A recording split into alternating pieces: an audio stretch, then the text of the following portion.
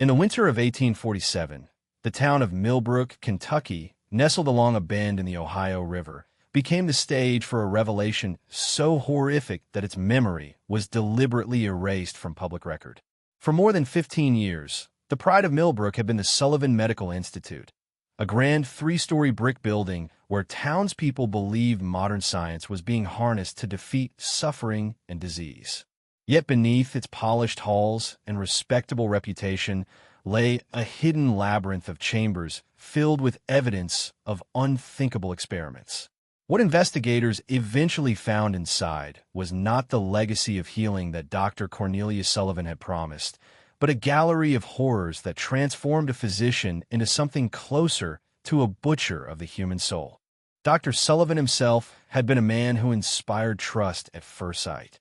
Tall, dignified, with streaks of silver in his dark hair and a commanding yet reassuring voice, he was welcomed as a gift to the frontier community when he arrived in 1831.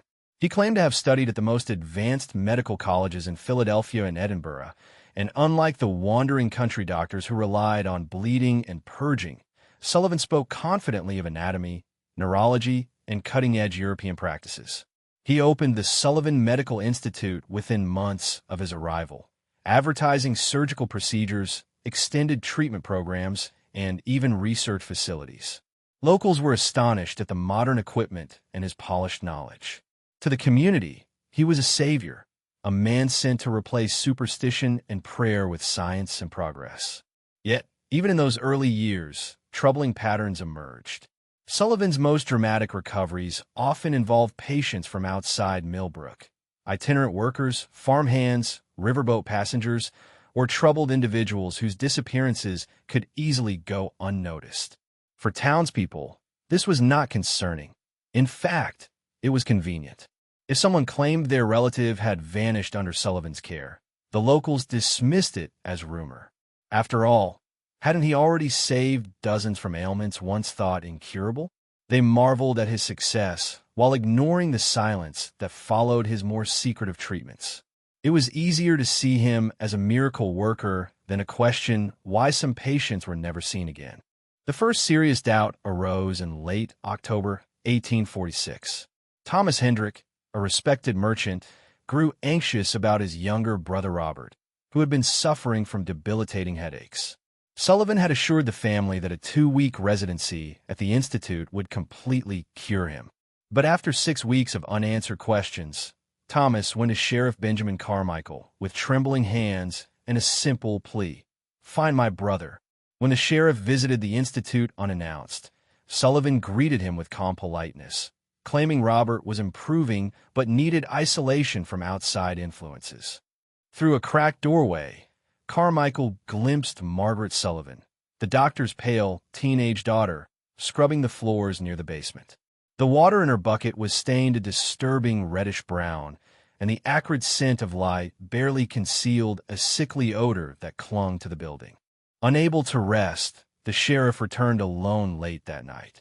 From a basement window, he saw what no lawman should ever have to witness: Dr. Sullivan in a blood-spattered leather apron, methodically carving into a human body. Jars of preserved organs glistened in the lamplight, and beyond the glow of the lamp, white-draped shapes rested on other tables. One of those figures, unmistakably, was Robert Hendrick, his stocky frame and red hair visible even beneath the cuts. Carmichael staggered away in horror. Yet when he confronted Sullivan before the town council, the doctor dismissed the accusations with a calm explanation. The bodies were cadavers bought from medical schools for study. Robert had succumbed to brain fever, and Carmichael had simply misinterpreted what he saw. To the townspeople, it seemed plausible. To Carmichael, it was the first step down a path of truth too dark to ignore. Over the next months, Carmichael quietly investigated Sullivan's past. He found that between 1832 and 1846, 37 patients had entered the Institute for extended care. Only 14 ever returned home. The rest were reported dead or transferred to distant hospitals, places no one could locate. Families arrived in Millbrook with heartbreaking tales: a son suffering melancholia after heartbreak, a daughter plagued by fainting spells, a laborer injured in an accident. Each had written 1 or 2 letters under Sullivan's supervision, praising their progress, before communication abruptly ended. The handwriting often looked forged, the details eerily similar. When relatives pressed for answers, Sullivan spoke of sudden illnesses or necessary transfers, always beyond verification. His carefully crafted explanations shielded him, until the number of grieving families grew too large to be coincidence. By February 1847, Carmichael could no longer wait. He gathered his deputy, James Whitfield, and retired Army surgeon Dr. Augustus Brennan, a man with experience in battlefield medicine who had his own suspicions about Sullivan's so-called neurological treatments. At midnight, the three entered the institute using a key from the original builder. The building's silence was suffocating. The smell of chemicals and rot drifted through the halls. On the first floor, patient rooms were discovered with barred windows and manacles fixed to the walls, less like hospital quarters, more like prison cells. In Sullivan's office, a locked cabinet contained thick patient files filled with grotesque sketches, dissections, surgical notes, and diagrams of brains and organs labeled with patient initials. One file was different, labeled Subjectum. It was Margaret Sullivan. The file revealed that Margaret had not only been assisting her father, she had been a subject. Years of experimental procedures had been performed on her own body. Surgical notes described the deliberate severing of nerve pathways to reduce her ability to feel pain, chemical injections to suppress emotional responses, and neurological incisions intended to heighten obedience. The pale, withdrawn girl seen sweeping the institute floors was, in truth, the product of a father's obsession. She had been remade into an unfeeling extension of his work, no longer fully daughter, not fully human, but something engineered to obey. For Carmichael and Brennan, this was proof not only of Sullivan's madness, but of the scale of his depravity. And then, a hidden door behind a bookshelf revealed the truth they dreaded most. The staircase led them into a vast underground laboratory, larger than the institute above. Here the true horror lay exposed. Surgical suites with iron restraints, glass cases filled with severed limbs, and rows of preserved organs labeled by date. One chamber contained 12 preserved heads, their faces eerily intact. Brennan recognized the features of missing patients. The Turner boy, the Dawson girl, their eyes forever staring through cloudy preservative fluid. But worse still was the final room. 6 living patients restrained to tables, half-conscious, their shaved heads bandaged, their mouths unable to form words.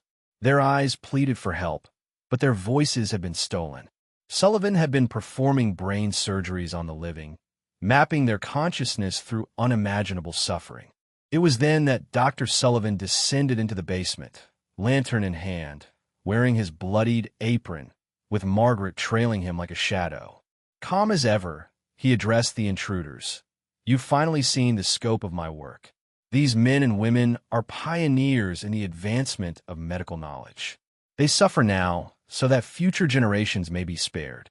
His daughter stepped to block the exit, her movements precise, mechanical, unfeeling. When Sullivan cut into her arm to demonstrate her inability to feel pain, she did not flinch. "She is my greatest creation," he said proudly. "Proof that humanity can be perfected through science." In that dim chamber beneath Millbrook, Sheriff Carmichael and his companions realized the chilling truth that the town's trusted physician had crossed beyond medicine into a realm of systematic horror that no one would ever believe. And worse, he had no intention of stopping.